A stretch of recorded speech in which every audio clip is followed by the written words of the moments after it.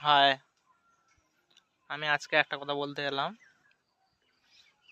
আজকের থেকে 90 দিন, আজকে ফেব্রুয়ারি মাসে 28 তারিখ, আজকে এই মাস শেষ, আজ লাস্ট দিন।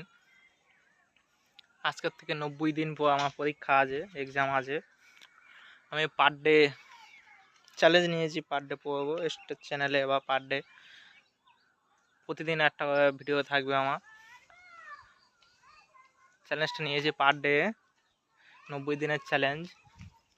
সকালবেলা 12 ঘন্টা পড়তে হবে আমাকে। এই 12 ঘন্টা তোমার আমাদের সাথে থাকবে। প্রতিদিন আমি ভিডিওতে দেখাবো কি করবো সারাদিন, সকাল থেকে রাত পর্যন্ত কি কি পড়বো না পড়বো সব কিছু থাকবে ভিডিওতে। আর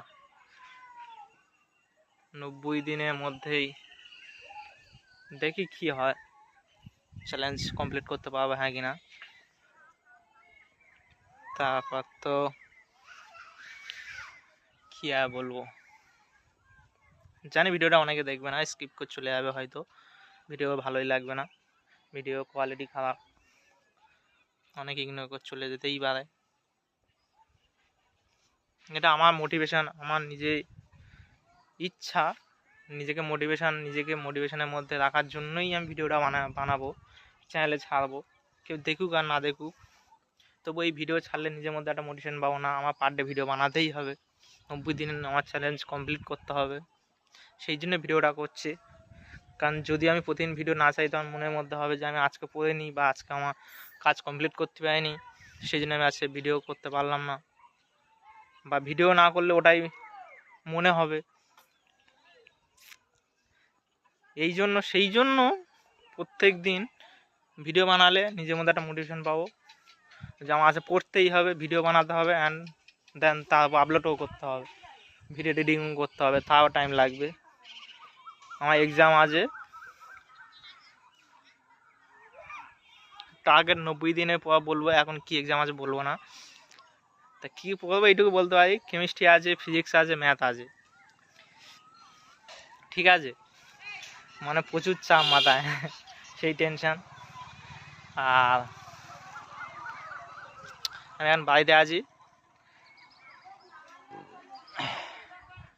চ্যালেঞ্জটা থাকবে সকাল 7টা থেকে রাত 11টা পর্যন্ত। ভেবেছি রাত 11টা পর্যন্ত পড়তে বসবো।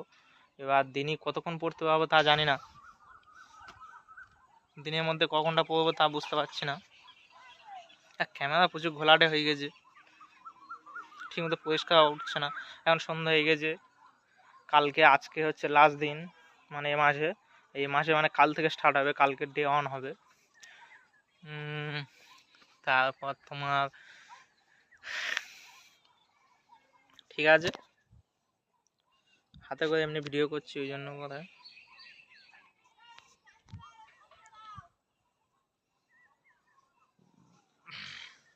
সেলফি স্ট্যান্ড বা কিছুই নেই, এমনি হাতে বানাচ্ছি।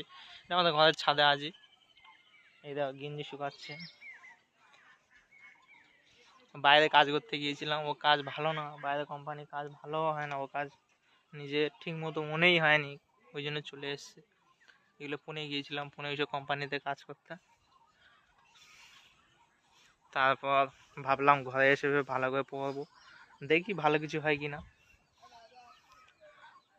তবু একটা চেষ্টা।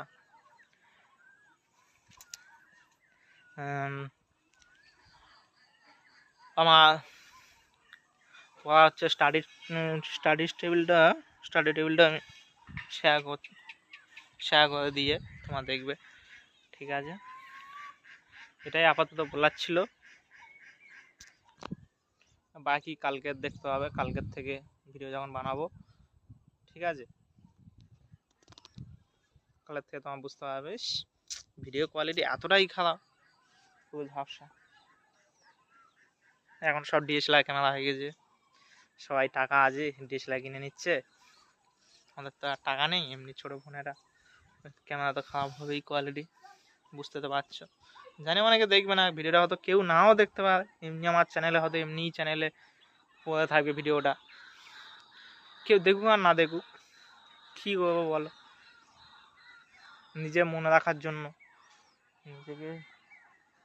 নিজের মধ্যে নিজের সাহস রাখার জন্য ভিডিওটা বানানো, আর কিছু না। ঠিক আছে, কথা তো অনেক কিছু আছে, কি বলবো আর তোমাদের কি শেয়ার করবো।